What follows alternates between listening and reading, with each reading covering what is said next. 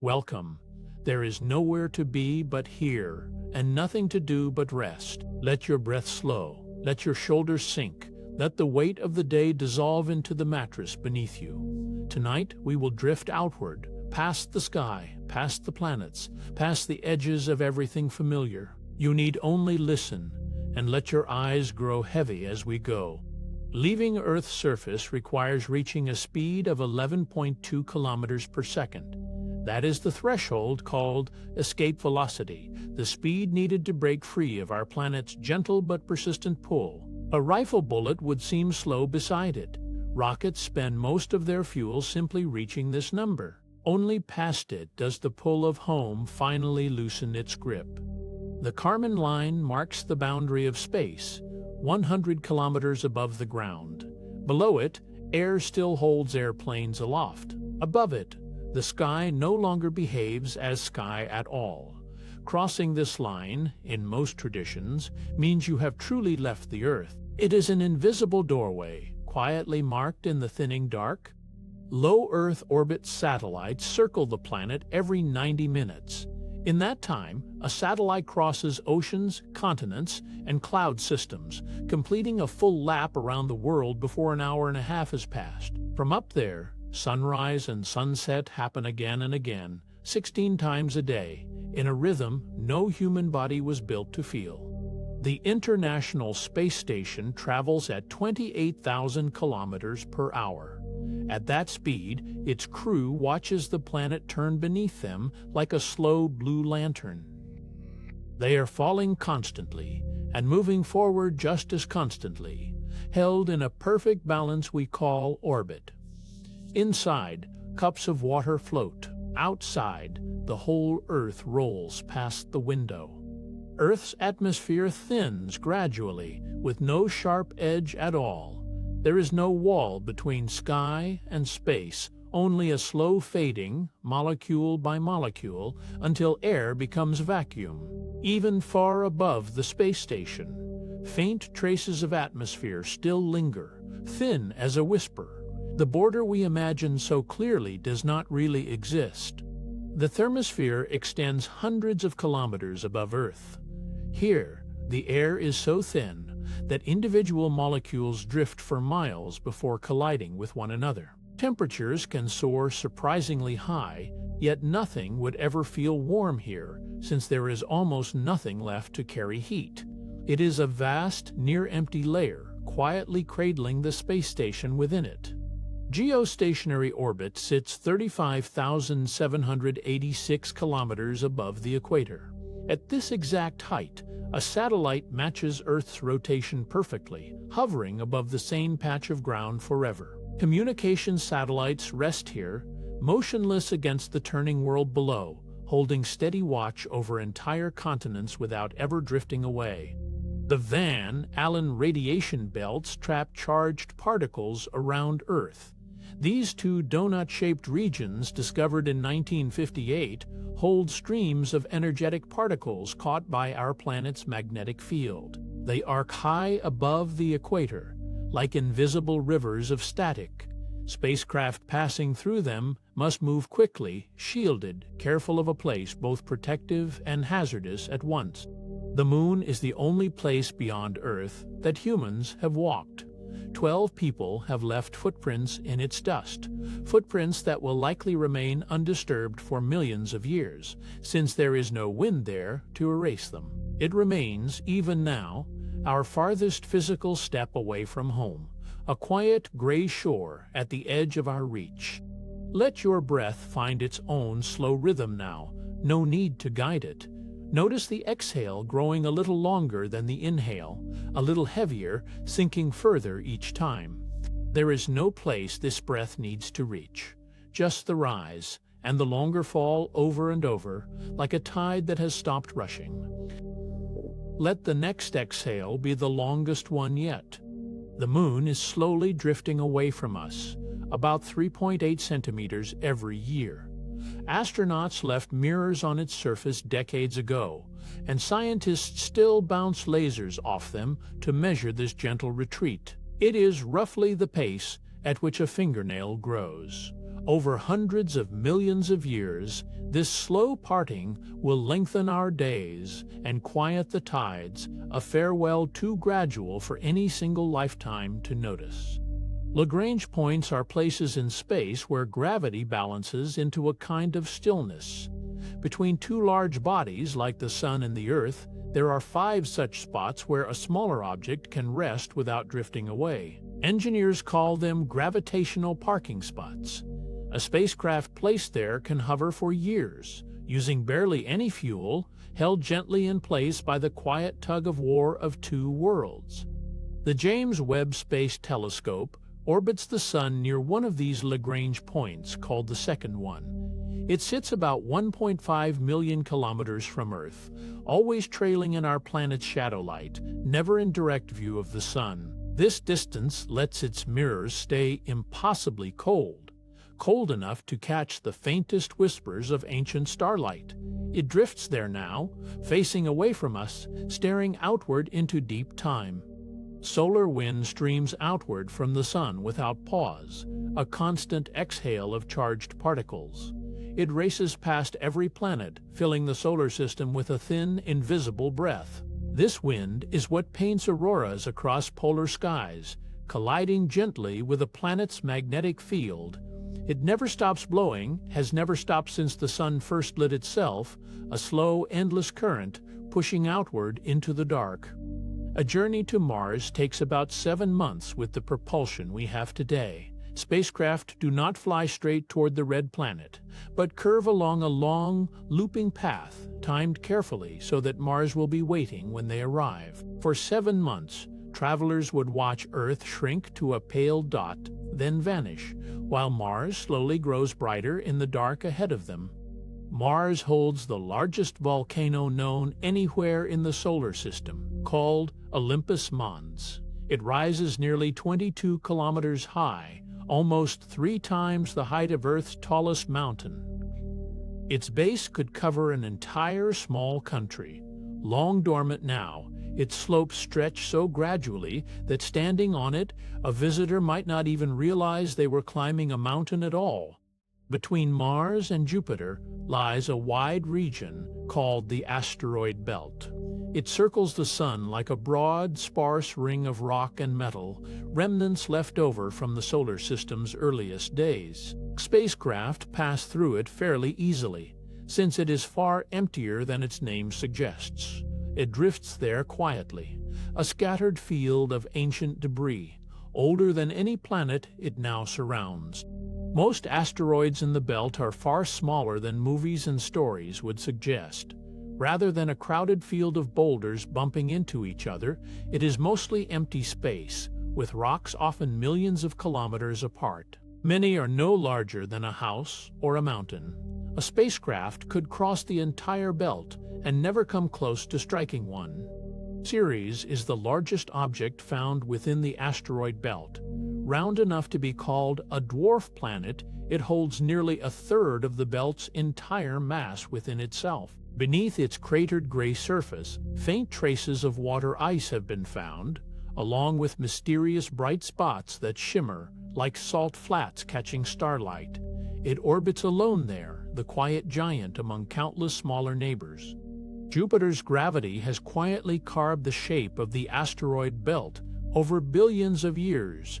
Its pull creates gaps within the belt, regions swept nearly clean, called Kirkwood gaps, where orbits fall into rhythm with the giant planet's own path. Some asteroids get flung outward, others inward, herded like scattered leaves in wind. Without Jupiter nearby, the belt might have formed into a planet of its own. Instead, it remains fragments, shaped by a neighbor far larger than itself. Let your body grow heavy now. Starting at your feet, feel them settle into the mattress, heavier than before, as if the day's walking has finally been set down. Let that heaviness rise slowly up through your calves, your knees, sinking a little deeper with each breath. Your hips grow heavy, your back grows heavy, pressed into the warmth beneath you. Let your shoulders drop their weight. Your arms grow full and still. There is only the mattress holding all of you. Jupiter alone outweighs every other planet in the solar system combined. Its mass is so vast that the Sun and Jupiter technically orbit a shared point slightly outside the Sun's own surface. If you gathered Saturn, Neptune, Uranus, Earth, and all the rest together, Jupiter would still tip the scale. It formed early, gathering gas and dust before the young Sun had finished clearing the nebula around it. A giant born first, shaping everything that followed. The Great Red Spot is a storm wider than the entire Earth. It has churned across Jupiter's southern hemisphere for centuries, a swirling reddish oval of wind and cloud that never fully settles. Its winds can exceed 400 kilometers per hour, circling endlessly with no landmass to slow them down. Astronomers have watched it slowly shrink over the past 100 years, though it remains larger than our whole planet. It turns like a vast eye, patient and unblinking, high above the clouds.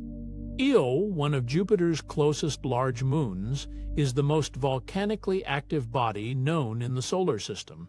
Its surface constantly reshapes itself, dotted with lava lakes and plumes rising hundreds of kilometers into space. Jupiter's immense gravity squeezes and stretches Io as it orbits, generating enough internal heat to melt rock beneath its crust.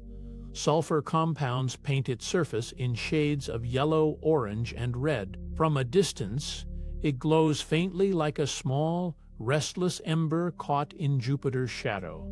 Europa, another of Jupiter's moons, hides a vast, liquid ocean beneath its frozen crust. That ice shell may stretch many kilometers thick, sealing in a body of water believed to hold more liquid than all of Earth's oceans combined. Tidal flexing from Jupiter keeps the interior warm enough to stay liquid despite the extreme cold above. Cracks and ridges streak its icy surface, hinting at movement below. Beneath that frozen stillness, an entire hidden sea waits in the dark. Saturn's rings are made mostly of countless particles of ice. Some pieces are as fine as dust, others as large as boulders, all reflecting sunlight brightly enough to make the rings visible from Earth through even a small telescope. Mixed among the ice are traces of rocky material, giving the rings subtle variations in color and brightness. They likely formed from a shattered moon, comet, or leftover material from Saturn's earliest days. Together, they form the most striking ring system in the solar system. Despite spanning hundreds of thousands of kilometers across, Saturn's rings are remarkably thin. In most places, they measure only about 10 meters thick, a sheet of ice so fine it seems almost impossible against their enormous width. If Saturn's rings were shrunk to the size of a sheet of paper, they would appear thinner than any page ever printed. Voyager and Cassini images have shown their delicate layered structure up close. From certain angles, they nearly vanish entirely, edge-on, and nearly invisible. Titan, Saturn's largest moon, holds lakes and seas of liquid methane across its surface. Beneath its thick orange haze, rivers carve channels through icy terrain, feeding basins that never dry under skies far colder than Earth's coldest winter. Rain there falls as methane instead of water, cycling much like Earth's own weather, only replacing water with hydrocarbons. Its dense atmosphere makes it one of the few worlds where a parachute descent unfolds gently, drifting slowly through thick orange clouds toward the waiting lakes below. Enceladus, a small icy moon of Saturn, shoots plumes of water vapor and ice out into space. These geysers erupt from cracks near its south pole, feeding material into Saturn's faint outer ring. Beneath its frozen shell lies a global ocean, kept liquid by internal heat from tidal forces much like those shaping Europa.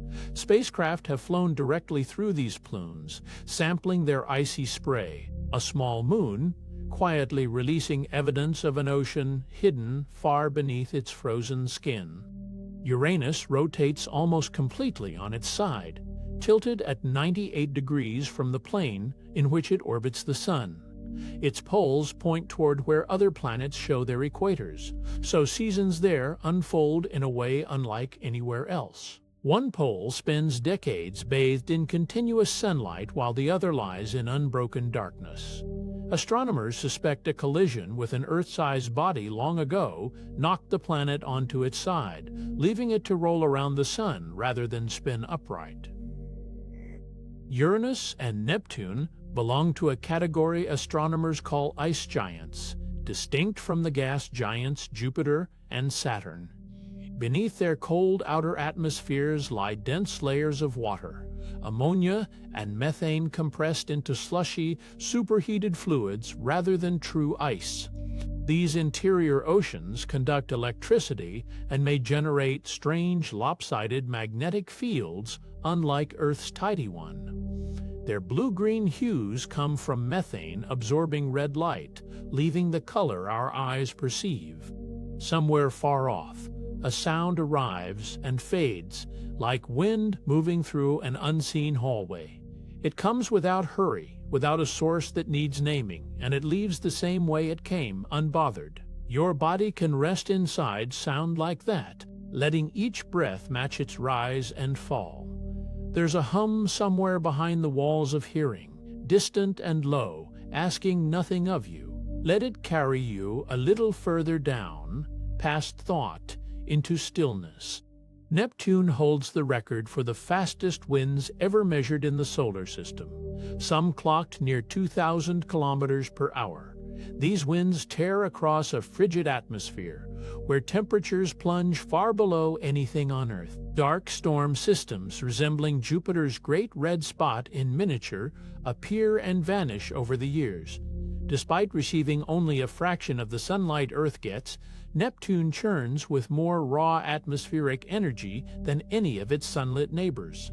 Triton, Neptune's largest moon, orbits backward compared to the direction Neptune itself spins.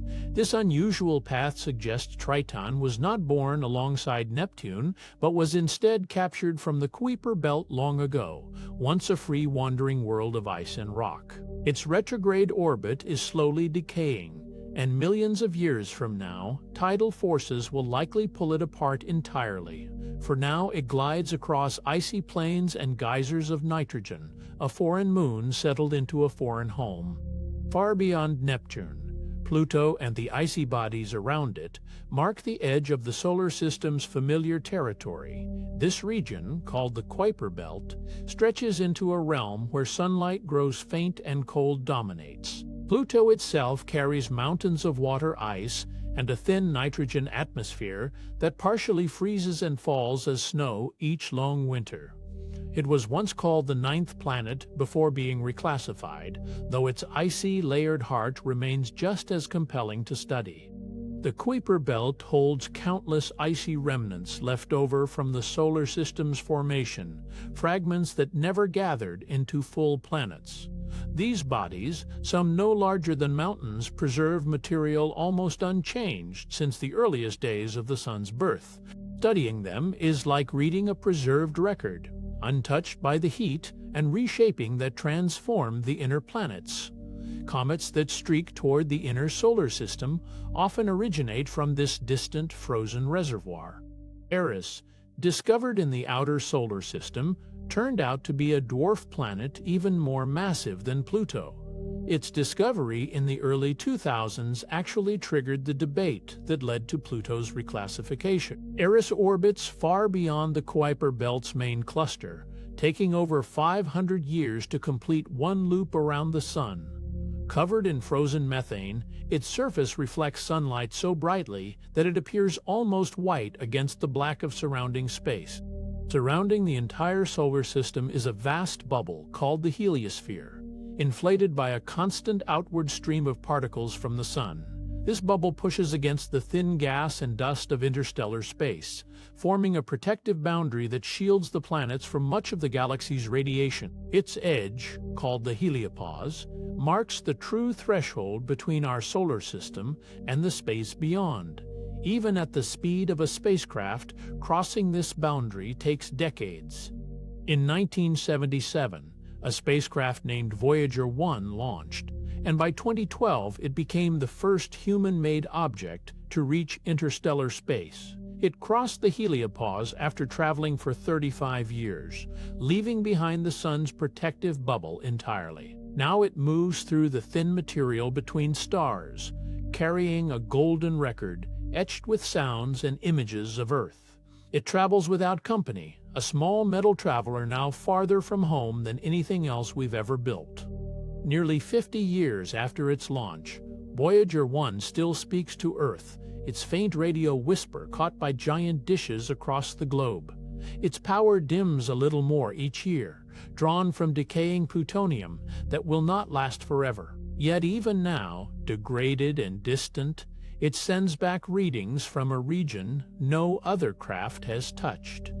Engineers who once launched it as young scientists have grown old listening to its signal. Beyond even Voyager's reach lies the Oort cloud, a shell of icy debris that may stretch nearly a full light year from the Sun. It surrounds the solar system like a distant shell of frozen fragments, so far out that sunlight there is barely brighter than starlight elsewhere. Astronomers have never directly seen it, its existence inferred from the paths of comets that seem to fall from nowhere. If the solar system were a house, this would be its outermost unlit garden wall. Many of the comets that streak across our night sky begin their long fall from this same frozen shell.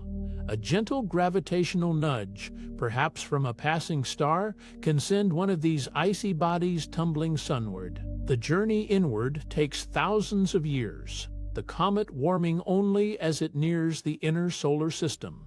By the time it becomes visible from Earth, it has already traveled longer than human civilization has existed.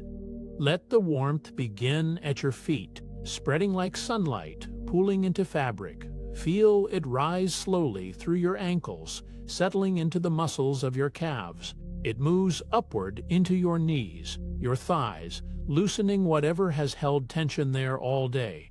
Let it climb into your hips and lower back, filling the space between your ribs with an easy, unhurried heat. Wherever this warmth travels, let it stay, and let the rest of you simply wait its turn. If Voyager kept its current pace, reaching the Oort cloud would still take about 300 centuries. It has already traveled for decades at over 60,000 kilometers an hour, and yet the Oort cloud remains a destination for a future so distant it defies ordinary imagination. Human history itself would repeat many times over before the craft arrived. Its true crossing into that region lies far beyond any human lifetime, even beyond most civilizations. The space between stars is not truly empty, though it comes remarkably close. A single cubic centimeter out there might contain only a handful of atoms, thinner than the finest laboratory vacuum ever created on Earth. Wisps of hydrogen, dust, and stray molecules drift in this near emptiness, remnants of ancient stars and unformed worlds. It is a stillness measured not in silence, but in near total absence of matter itself. Our nearest stellar neighbor, Alpha Centauri, sits 4.24 light-years from the Sun.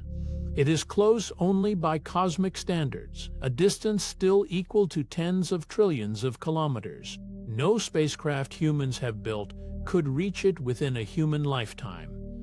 Two stars, bright and golden, orbit each other there, accompanied by a third, dimmer companion drifting slightly farther out.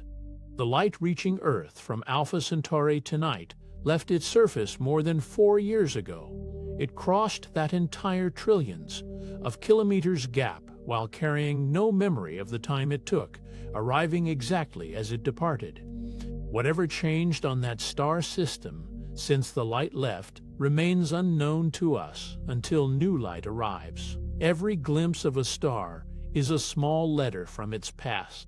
Orbiting Proxima Centauri, the faint red dwarf nearest to our Sun, is a planet called Proxima Centauri b. It appears to be roughly Earth-sized and may be rocky, circling closely enough to its dim star that liquid water could theoretically exist there. Whether it holds water, atmosphere, or nothing at all remains an open question. since instruments have only detected its gravitational tug, not its surface. Still, it stands as the closest known world beyond our own solar system. Even if a ship could travel at the speed of light itself, reaching Alpha Centauri would still take over 4 years. Light is the fastest messenger the universe allows, yet even it cannot shorten this journey. The number 4 might sound small, but it means every signal, every greeting sent, would arrive only after years of silent travel. Distance in space rarely bends to convenience, no matter how fast we imagine moving. No known technology can currently accelerate a craft to light speed. Chemical rockets, the kind that lifted every human mission so far, run out of fuel long before reaching even a fraction of that velocity. Even nuclear propulsion concepts fall short by enormous margins. Engineers and physicists working on propulsion describe the gap not as a matter of degree, but as a wall built into the nature of mass and energy themselves. A theoretical fusion rocket could reach nearby stars in decades rather than millennia. By fusing hydrogen the way stars do, such a craft would carry far more energy per kilogram of fuel than any chemical engine. Designs like this have existed on paper since the 1970s, most notably in a British study called Project Daedalus. No fusion rocket has ever been built, but the mathematics suggests it could cross trillions of kilometers within a single human lifetime. The Breakthrough Starshot project proposes light-sail probes to Alpha Centauri. Announced in 2016, the initiative imagines fleets of postage, stamp-sized spacecraft, each attached to a thin, reflective sail. Powerful ground-based lasers would push these sails from Earth, accelerating them without any onboard fuel. The plan remains experimental, existing mostly in early prototypes and simulations rather than a finished spacecraft. Light sails could theoretically reach a fifth of light speed. At that velocity, a probe might cross the distance to Alpha Centauri in a little over 20 years, rather than the tens of thousands of years current spacecraft would need. Reaching such speed would require lasers far more powerful than any built today, focused with extraordinary precision across vast distances. The sail itself would need to survive a rain of dust particles hitting it like grains of sand at extreme velocity. Mist gathers low over still water, unhurried, thickening where the air grows cool. It has nowhere it must go, drifting only where the night carries it. Somewhere beneath that pale layer, the water sits motionless, holding the last warmth of day. Let your breath move like that mist, spreading without effort, dissolving at its own unmeasured pace. There is only this, rising, settling, rising again, until sleep finds you inside it. Time dilation means faster travel slows time for the traveler. This is not an illusion of perception, but a measurable effect confirmed through atomic clocks flown on aircraft and satellites. The closer a ship's speed comes to that of light, the more its onboard clocks tick behind those left on Earth. A journey that feels like months to someone aboard a near-light-speed ship could correspond to years, even centuries, passing back home. Special relativity forbids massive objects from reaching light speed. Albert Einstein's 1905 theory shows that as an object's velocity approaches that of light, the energy required to accelerate it further grows without limit. To actually reach light speed would demand infinite energy, something no engine, however advanced, could ever supply. This is not a limit of current engineering, but a boundary written into the structure of space and time itself. A ship approaching light speed would experience extreme time dilation. Aboard such a vessel, a mirror-straight beam of starlight would appear to bend and shift in color, blue ahead and red behind, a phenomenon called relativistic aberration. Minutes might pass for the crew, while years slip by everywhere else. Returning home, they would step out into a future shaped by all the time they had missed. Barnard's star is one of the fastest moving stars in our sky. Located about 6 light-years away, this dim red dwarf drifts across the heavens faster than any other star visible from Earth. Though the shift is so gradual, it takes centuries to notice with the naked eye. Edward Emerson Barnard first measured this motion in 1916, giving the star its name. Astronomers still study it closely, searching for any planets that might orbit its faint red light. Sirius is the brightest star visible from Earth at night.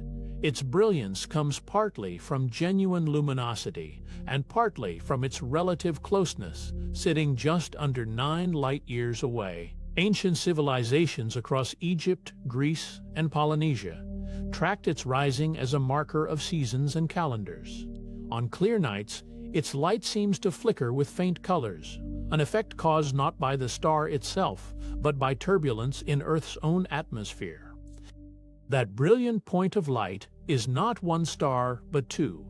A dense white dwarf, the crushed remnant of a once larger sun, circles its brighter companion every 50 years, hidden from ordinary eyes by distance and glare. Astronomers first inferred its presence in 1844 from tiny wobbles in the visible star's path before ever seeing it directly. What looks like a single glow is really a quiet, long partnership between two very different stellar bodies. Countless stars scattered near our sun turn out to have families of their own. Worlds circle them the way Earth circles ours, some rocky, some gaseous, some drifting in frozen orbits, far from any warmth. Telescopes searching for the faint dimming of starlight or the subtle tug of gravity have revealed thousands of these companions since the 1990s. Planetary systems, once assumed rare, now appear to be an ordinary feature of the galaxy. Around a small red star 40 light-years away, 7 worlds close to Earth's size trace tight, quick orbits. This system, named for the telescope in Chile that first studied it, crowds more rocky planets around one star than any other system yet found. Discovered in 2017 by a team led by Michael Gillian, it remains one of the richest planetary families known. Each world sits near enough to its neighbors that, standing on one, you might see the others as bright disks in the sky. On these 7 worlds, one side always faces the star, while the other stays in permanent night. Gravity has locked their rotation to their orbit, the same slow pull that keeps the moon's far side hidden from Earth. Day never ends on the sunlit hemisphere, and true darkness never lifts on the other. Between these extremes lies a narrow twilight band, where temperatures might settle into something almost temperate. Leaving the safety of the sun's magnetic bubble, a spacecraft would meet a harsher kind of light. Cosmic rays, particles flung outward by exploding stars and other violent events across the galaxy, travel at nearly the speed of light themselves. Earth's atmosphere and magnetic field shield us from most of this bombardment, protection a lone ship in deep space would not have. Prolonged exposure could damage electronics and living tissue alike, a quiet hazard woven into the emptiness between stars. Let your jaw loosen, just slightly, as though it no longer needs to hold anything in place. Let your eyelids grow heavy, heavier than they have felt all day, until closing them requires no effort at all. Behind your closed eyes, there is only a soft, wide darkness, roomy enough to hold nothing at all. Let your face rest there, unclenched and unwatched, while the rest of the night moves on without needing you. At speeds near that of light, even the thinnest scattering of dust becomes a hazard. A single grain, harmless when drifting past a planet, would strike a fast-moving hull with the force of a small explosion. What is normally an empty stretch of space transforms into something closer to a storm of tiny impacts. The faster the ship travels, the more violent even the smallest collision becomes. To survive that storm, engineers imagine walls of astonishing thickness, layers of ice, metal, or plasma fields wrapped around the crew like an armored shell. Some designs propose pushing a cloud of charged particles ahead of the ship, deflecting debris before it ever reaches the hull. Others suggest burying the living quarters deep inside tanks of water, using mass itself as a barrier. Every version faces the same problem. Protection this heavy adds weight that is difficult to carry at these speeds. Zoom out far enough, and our galaxy resolves into more than 100 billion individual suns. Some burn far brighter than our own, others so dim they barely register at all, scattered across a disk 100,000 light-years wide. Each one carries the possibility of its own planets, its own quiet corners of space. From outside, the whole structure glows like a great pinwheel of light suspended in the dark. The Sun, along with everything orbiting it, sweeps around the galaxy's distant center on a journey lasting roughly 230 million years. In the time since this orbit last began, dinosaurs had not yet appeared on Earth. We are always moving, carried through the galaxy at enormous speed, and yet from the ground it feels like perfect stillness. One full galactic year is a span of time too vast for a single lifetime to measure. At the very center of our galaxy lies an object named Sagittarius, a star, a supermassive black hole hidden behind thick clouds of dust and light. It cannot be seen directly, only inferred from the way everything nearby bends around it. Astronomers tracked stars circling this invisible point for decades before confirming what waited there. It anchors the galaxy the way a keel steadies a ship, unseen but essential. This black hole carries a mass equal to about 4 million suns, compressed into a region smaller than our solar system. Such density is difficult to picture, since nothing about its surface gives away its weight. Its gravity governs the motion of everything within a vast surrounding radius. And yet, from Earth's distance, it appears only as a faint radio source, quiet and unremarkable to the naked eye. Stars orbiting near this galactic center move at astonishing speeds, some completing full loops in only a matter of years.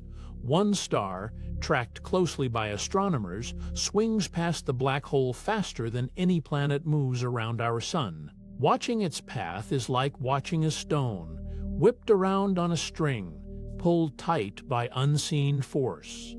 These orbits offered the clearest proof yet that something massive and dark occupies that point in space. Our galaxy does not drift alone through the universe. The Milky Way belongs to a small gathering of galaxies called the Local Group, bound together by mutual gravity. Within this group are large spirals, smaller irregular galaxies, and many faint dwarf companions trailing along. Together they form a modest neighborhood, adrift within a far larger cosmic structure still unfolding above them. Within that neighborhood, two galaxies are slowly converging. The Milky Way and its neighbor, Andromeda, are moving steadily toward one another across the space between them. Neither galaxy notices this motion happening, not on any timescale a single life could witness. It unfolds so gradually that entire geological ages on Earth pass before any visible change occurs. Andromeda closes, at distance, at about 110 kilometers every second, a pace that sounds swift yet plays out across millions of years. Measured against the size of both galaxies, this approach feels almost imperceptibly slow. Astronomers determined this speed by studying subtle shifts in Andromeda's light. Even now, its stars edge closer, following a path set long before Earth existed. Let your breath lead the way now. One long inhale followed by an exhale that stretches a little longer than the last. There is no need to hurry it. No place this breath needs to arrive. Feel the pause that follows each exhale, the small stillness before the next breath begins on its own. Let that pause grow, just slightly, each time it returns. Your body already knows this rhythm, and it will carry you gently toward rest. In roughly 4.5 billion years, the Milky Way and Andromeda will finally meet and merge into a single galaxy.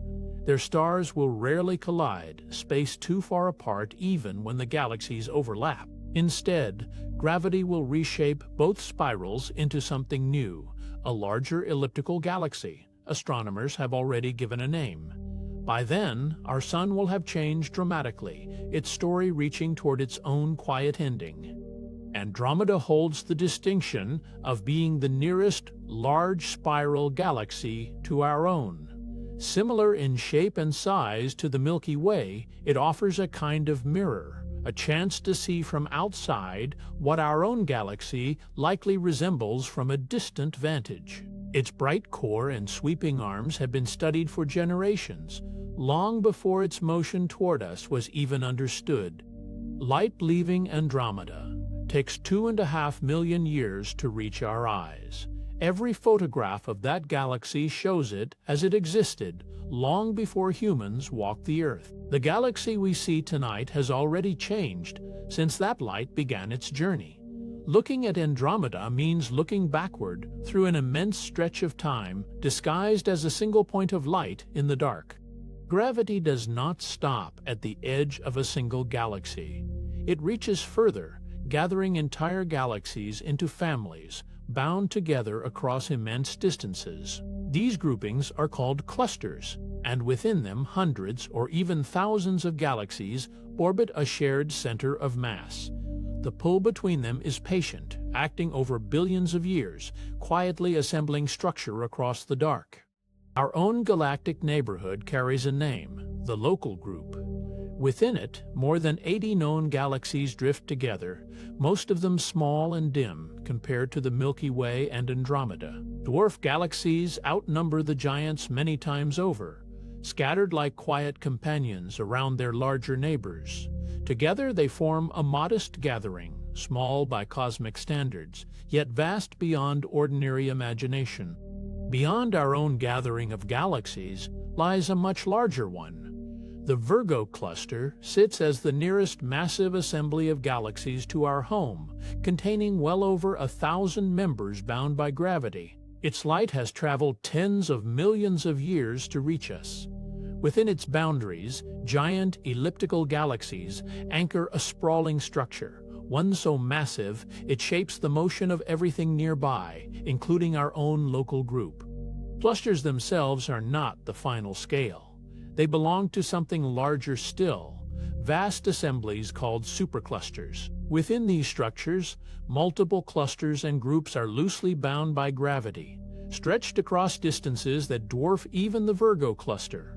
A supercluster is less a tight formation and more a slow gathering, its galaxies moving together like leaves carried by the same wide current.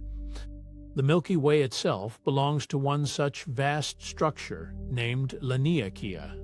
In Hawaiian, the word means immeasurable heaven, a name chosen to honor the scale of what astronomers discovered.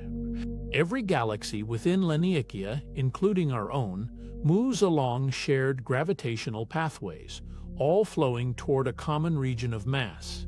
It is a structure so large that our galaxy's home address extends far beyond anything visible to the naked eye. Laniakea spans roughly 500 million light-years from end to end. Within that expanse lie around 100,000 galaxies, our Milky Way just one small point among the multitude. To cross it at the speed of light would take 500 million years, a span longer than the existence of complex life on Earth, and still, Laniakea is only one supercluster among countless others scattered through the universe. Superclusters do not float alone in isolation.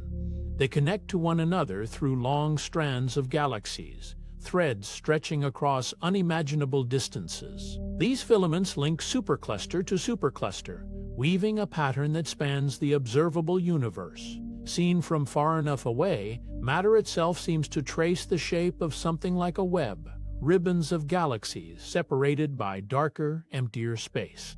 Feel the weight of your body now, settling fully into what holds it. Let your shoulders sink first, releasing whatever they have carried through the day. Let that heaviness spread down through your arms, into your hands, until even your fingers feel too heavy to move.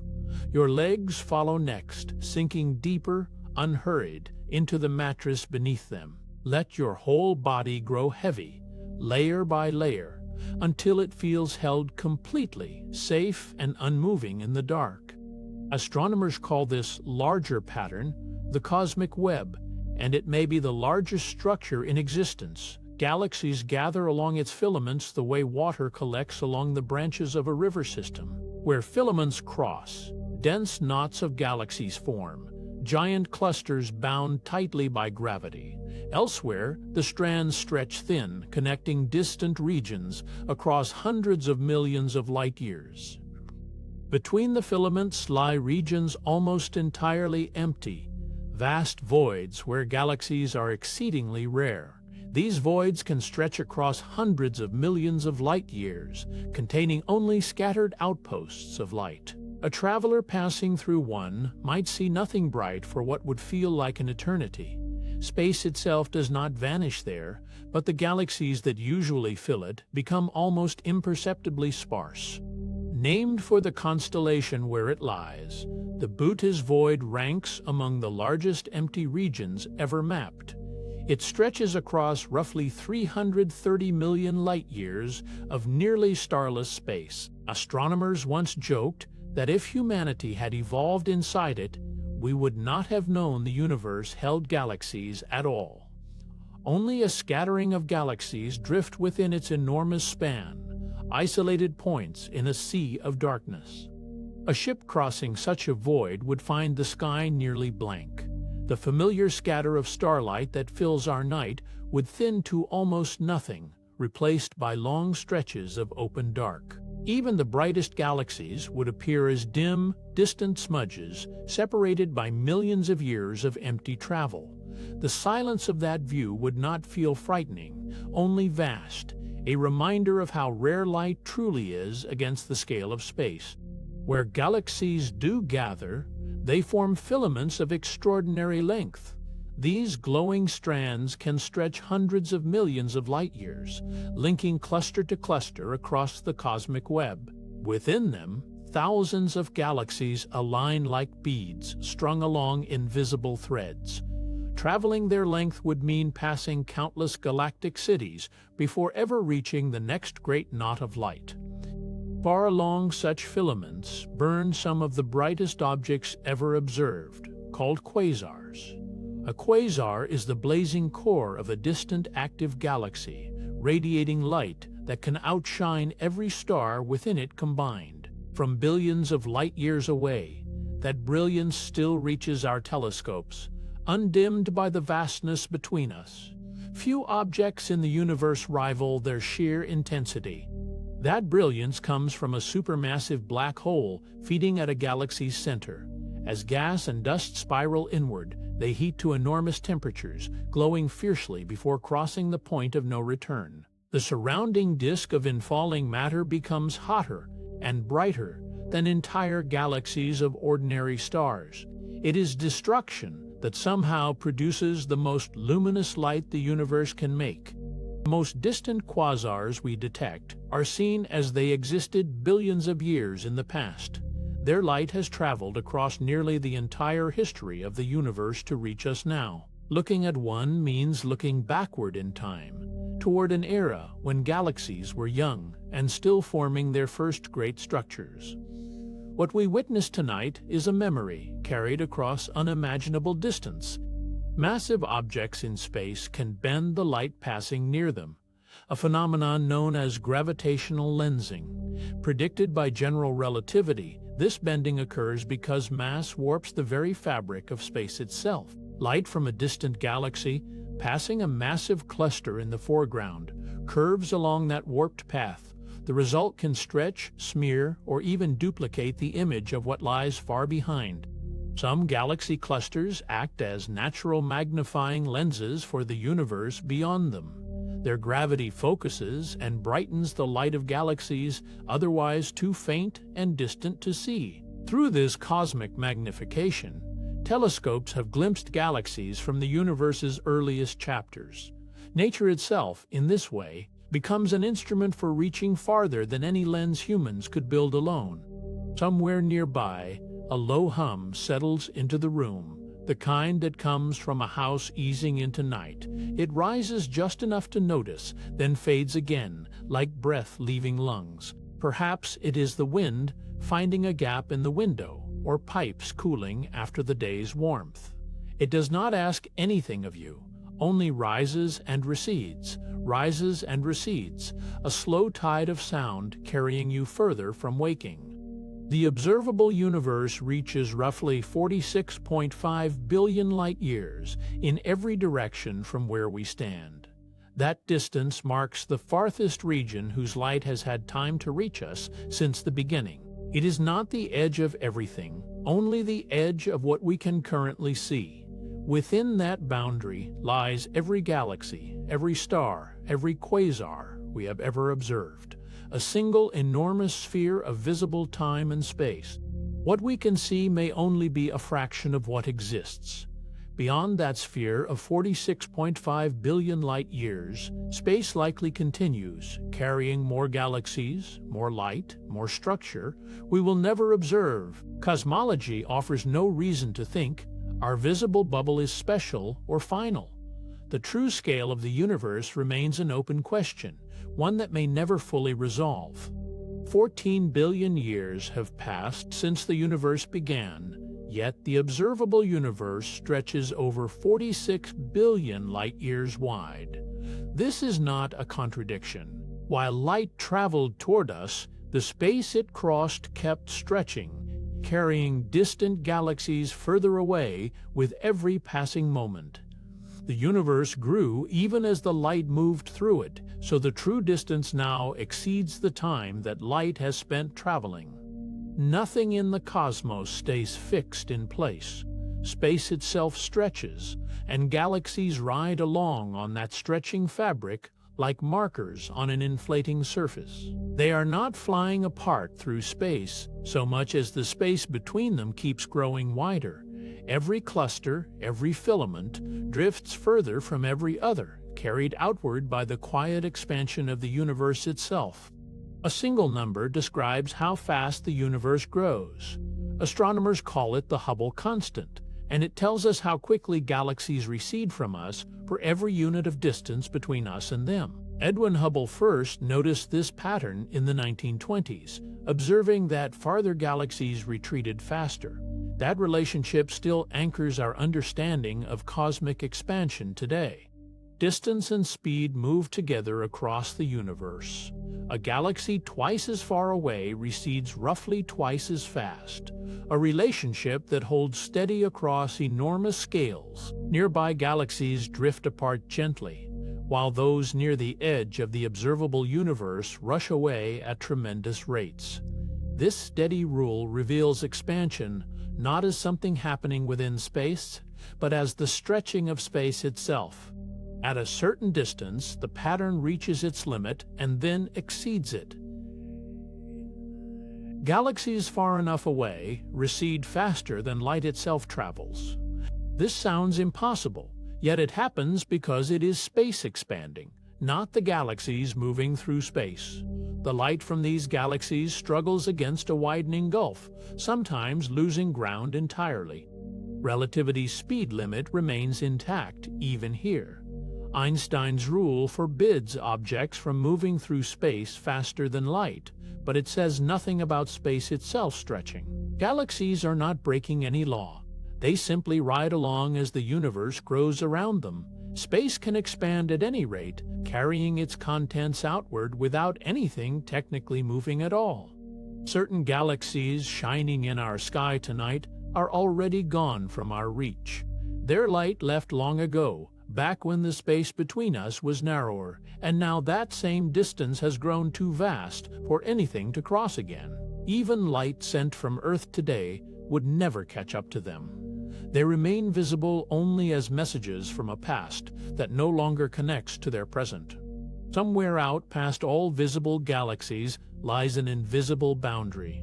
Cosmologists call it the cosmic event horizon, the farthest distance from which light could ever still reach us, even if it traveled forever. Beyond that line, no signal, no light, no whisper of information will ever arrive here. It marks not the edge of the universe, but the edge of all possible contact with it.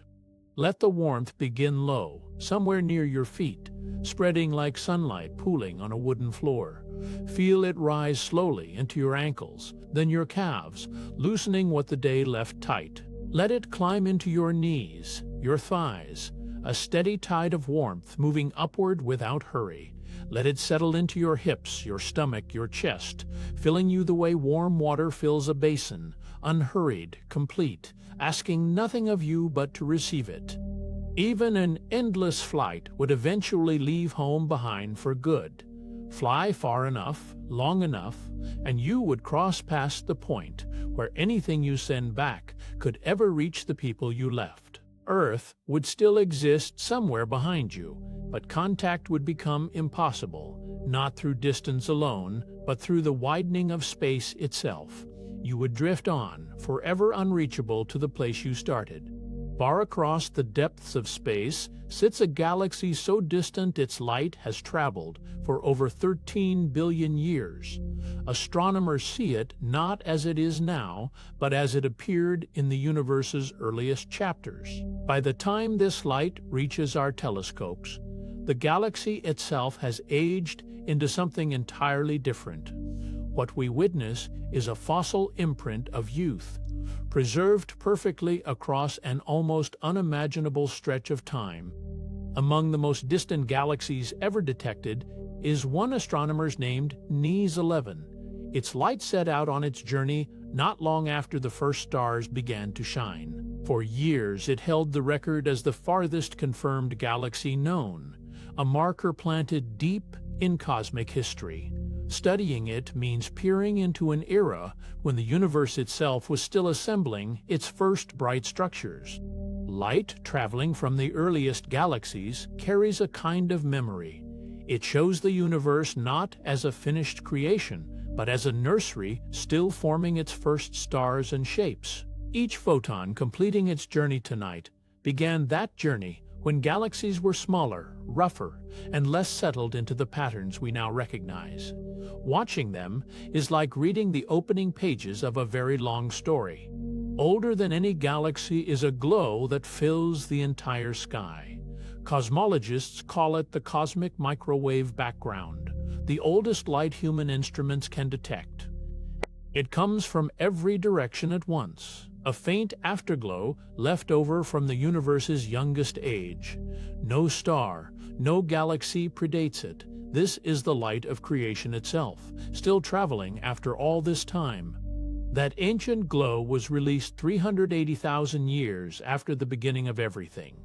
Before that moment, the universe was too hot and too dense for light to travel freely. Once it cooled enough, space became transparent for the first time, and photons were finally set loose to wander unhindered.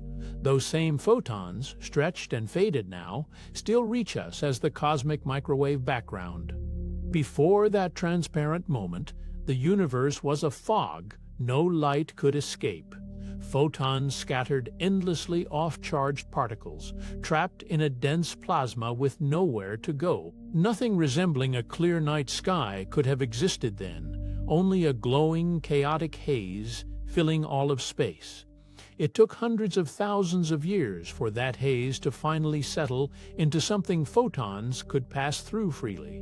All of space and time as we understand them trace back to a single beginning cosmologists call the Big Bang. It was not an explosion happening inside space, but the start of space itself, expanding outward from an impossibly dense state. Every galaxy, every star, every quiet corner of the night sky descends from that first moment. Time itself, as we measure it, began ticking there.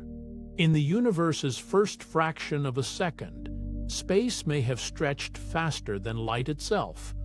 Physicists call this cosmic inflation, a theoretical burst of expansion that smoothed the universe into the shape we observe today. It remains an open question exactly what triggered it or how it ended. What inflation left behind, though, shaped the largest patterns still visible across the sky.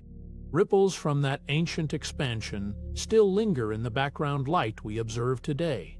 Tiny variations in temperature, smaller than a fraction of a degree, mark where matter would later gather into galaxies. These faint patterns are like fingerprints left by the universe's first heartbeat. Studying them lets scientists trace how everything we see grew from such delicate, uneven beginnings. A candle burns low on a windowsill somewhere, its flame narrowing to a single thread of orange before it settles into stillness. No one hurries it along. Wax pools and cools at its own unhurried rate, and the room dims by degrees so small the eye cannot catch them happening. Let your own thoughts burn down like that flame tonight, smaller and slower, needing nothing more from you than to be left alone. Most of the universe is not made of anything we can touch or see. Roughly 27% of everything that exists is something astronomers call dark matter. It does not shine, does not reflect light, and passes through ordinary matter as though it were barely there. Galaxies spin as though held together by far more mass than their visible stars could ever provide. No telescope has ever captured dark matter directly. Its presence is known only through the way it pulls on the things around it, bending starlight and steering the rotation of entire galaxies. Astronomers infer it the way you might infer wind by watching leaves move, never seeing the air itself.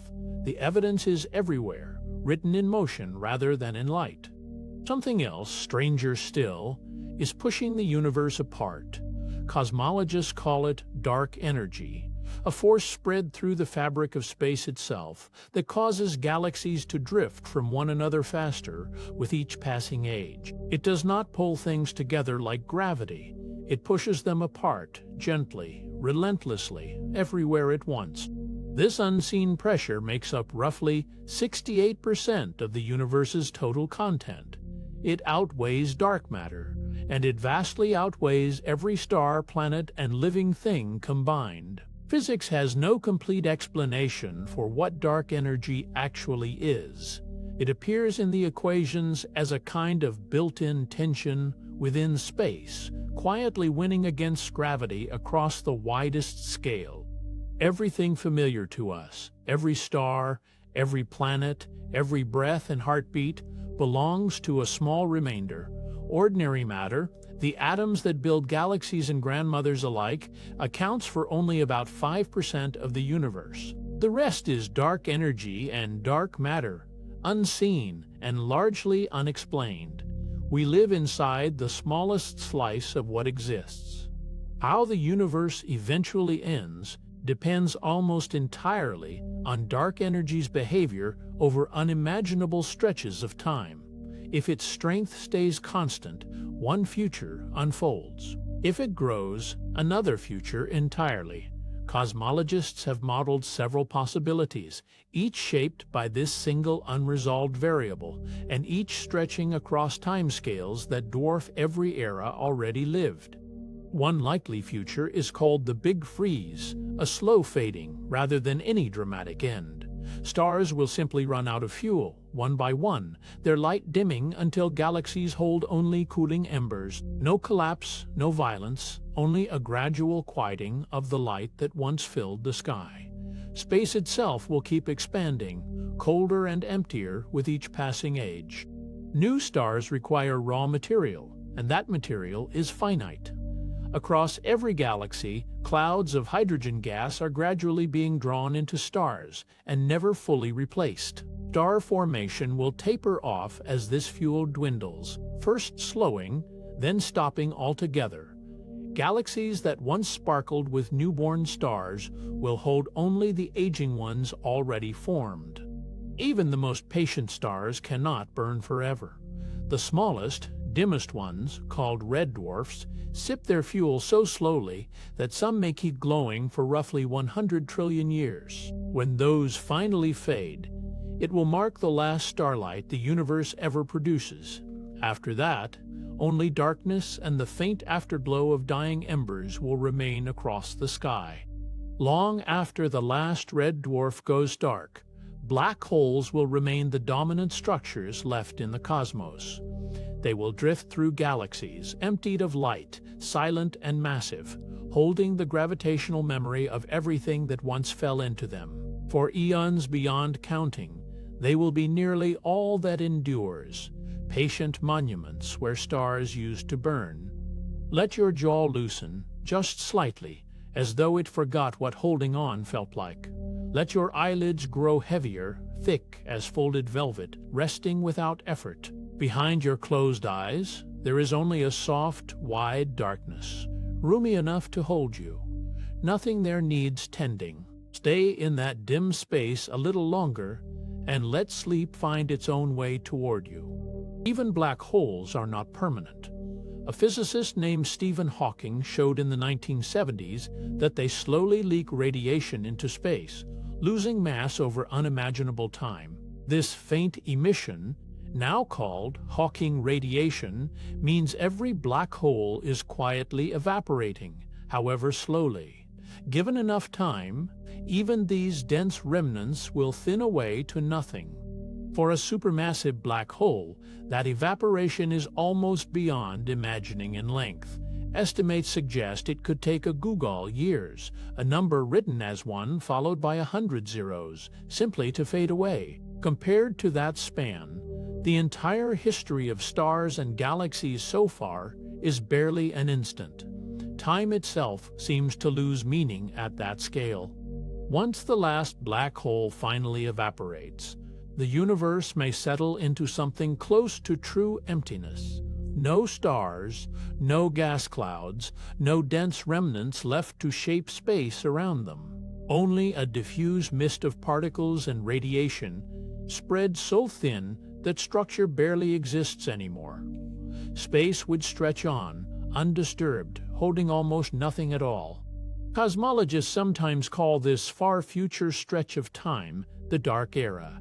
It follows the fading of stars and the evaporation of black holes, and it may last longer than every other era combined. In this age, the universe becomes a quiet expanse of thinning particles, its structure spent, its story mostly told. It is less an ending than a very long afterword.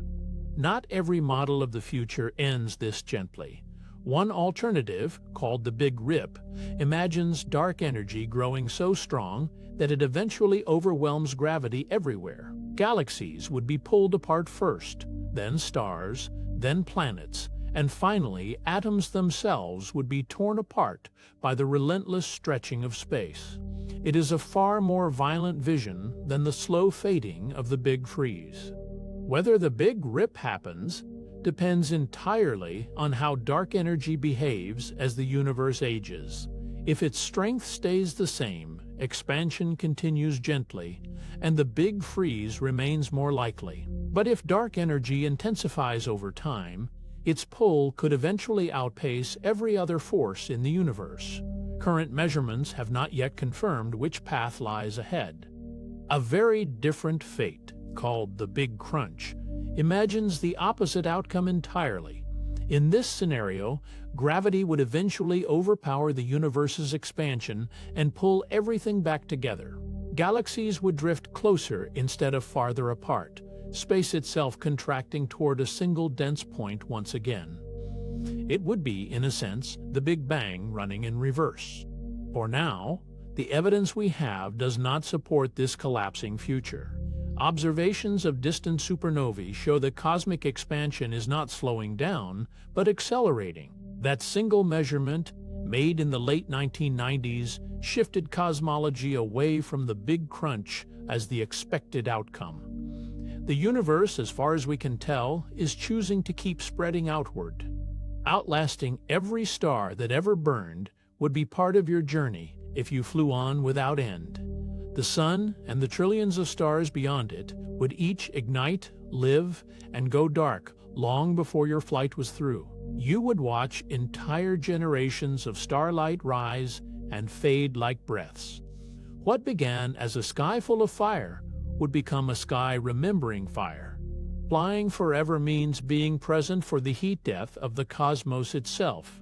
This is the far horizon physicists describe when they imagine the universe's longest possible future. Every star extinguished, every black hole gone, only a thin scatter of particles left drifting through endless cold dark. It is not an ending with a sound, but a stillness that simply continues. Let your exhale grow a little longer now, a little looser than the breath before it. There is no pace to keep, no rhythm to get right. Each breath can simply arrive, linger, and leave on its own time. Let the next one come slower than you expect, and the one after that slower still, until breathing itself feels like drifting. Heat death is the name given to a universe that has reached its maximum possible disorder. In such a state, energy would be spread so evenly that nothing could move, change, or interact anymore. Temperature differences, the very thing that makes motion and life possible, would simply cease to exist.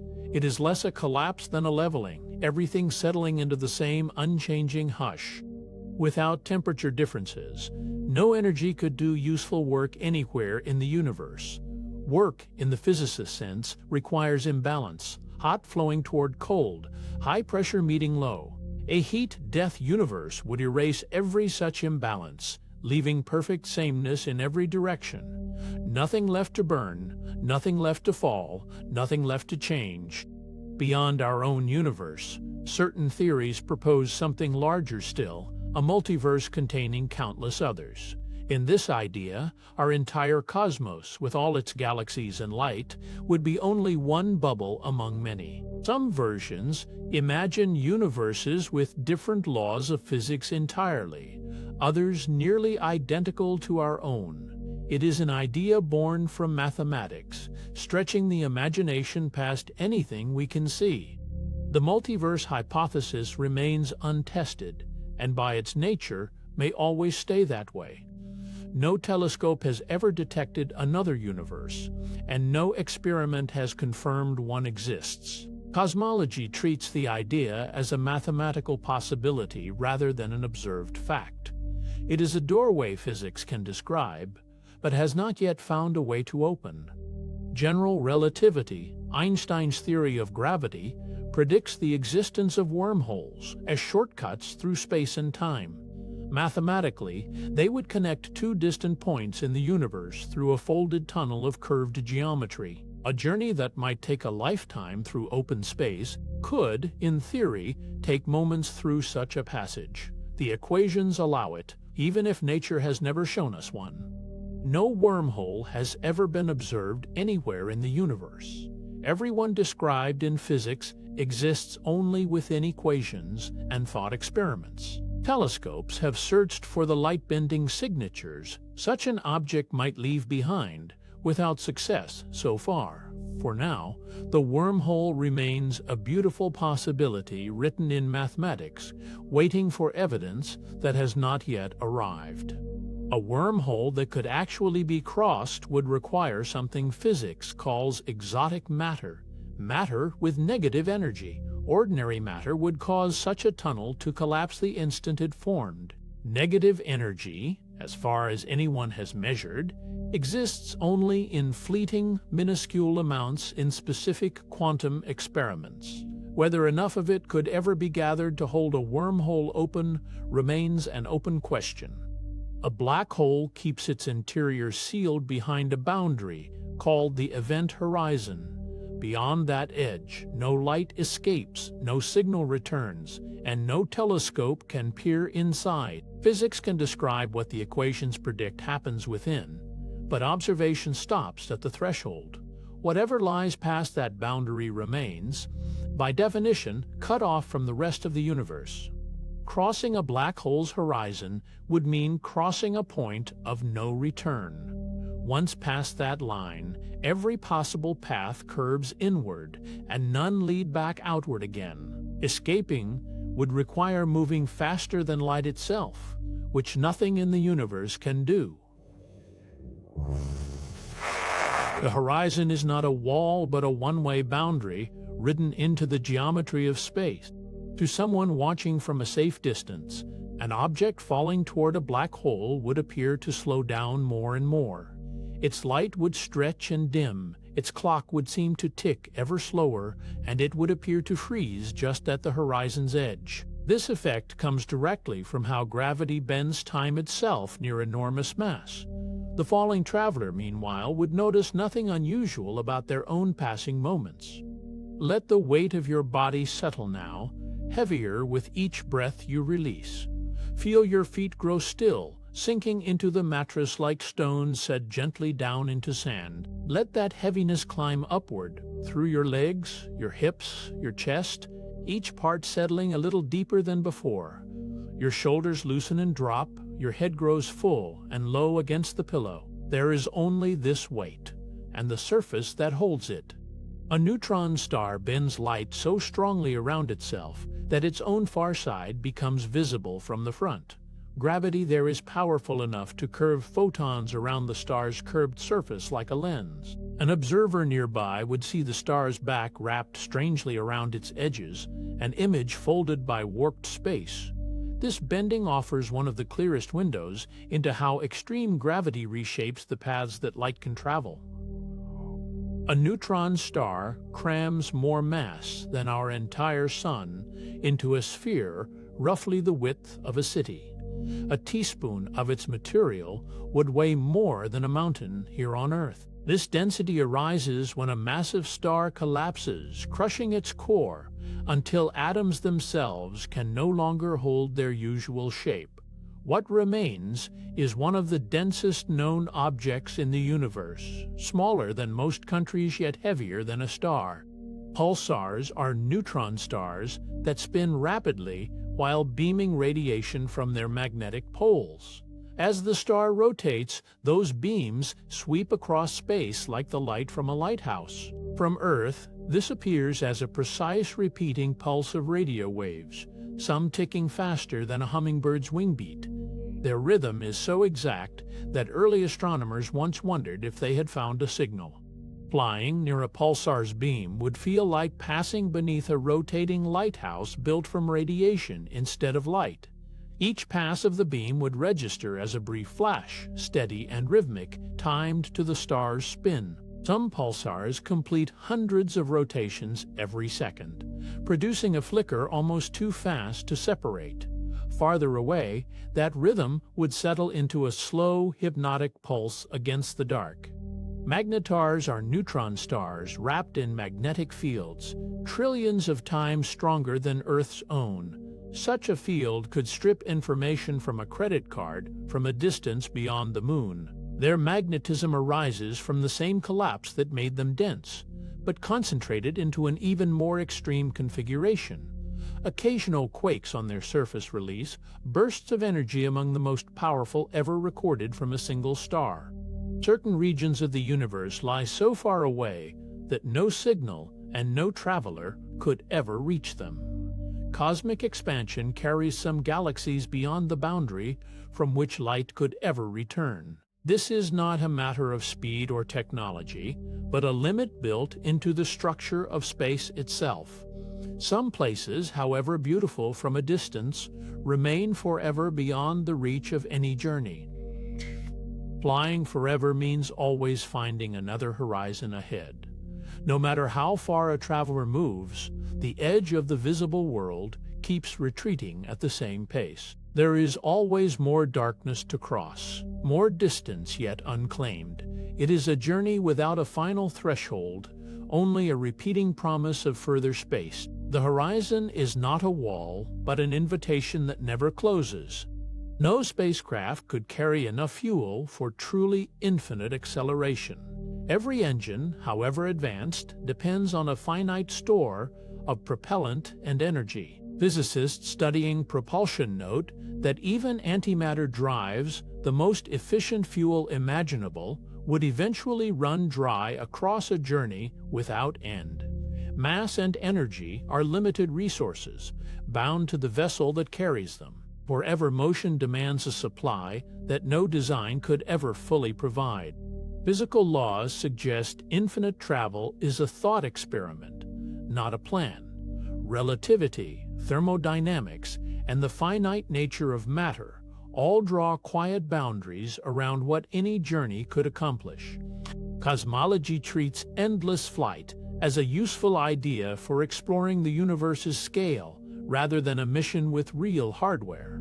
It lets the mind wander farther than any ship ever could. The exercise itself becomes a kind of telescope for the imagination. Entropy ensures that any real journey eventually runs out of usable energy.